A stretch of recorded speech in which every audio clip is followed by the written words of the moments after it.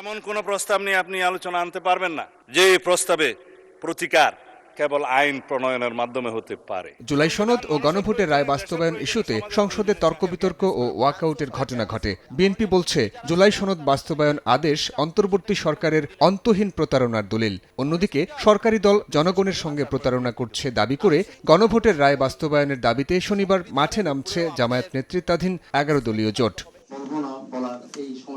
শুক্রবার সকালে জাতীয় প্রেস ক্লাবে বাংলাদেশ জাতীয়তাবাদী সাংস্কৃতিক দলের এক আলোচনা সভায় চিফ হুইপ নুরুল ইসলাম মনি বলেন, জুলাই সনদের পক্ষে বিএনপি। সনদে উল্লেখিত শর্ত অনুযায়ী তা বাস্তবায়ন করা হবে। প্রাধান্য দিতে হবে জুলাই সনদে থাকা রাজনৈতিক দলগুলোর ভিন্ন মতকেও।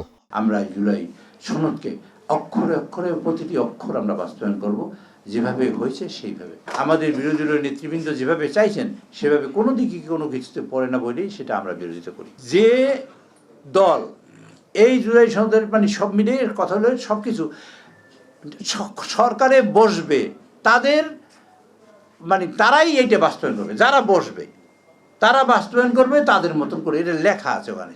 একই অনুষ্ঠানে ঢাকা দক্ষিণ সিটি কর্পোরেশনের প্রশাসক আব্দুস সালাম বলেন, রাজনৈতিকভাবেই জামায়াতকে মোকাবিলা করবে বিএনপি। এই বিএনপিকে, এই পার্লামেন্টকে, এই সরকারকে তারা বিভিন্নভাবে চেষ্টা করছে খাটো করার জন্য।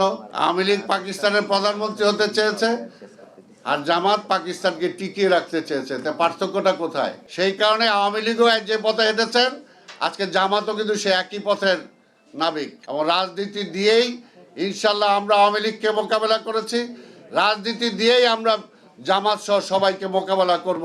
ভঙ্গুর অর্থনীতিকে সামনের দিকে এগিয়ে নিতে কাজ করছে সরকার। এই যাত্রায় কোনো অপশক্তিকে বাধা হয়ে সামনে দাঁড়াতে দেয়া হবে না বলেও মন্তব্য করেন বক্তারা। যুদ্ধের পরে আমরা অনেক আন্দোলন করেছি। সাইফুল রুদ্র, সময় সংবাদ, ঢাকা।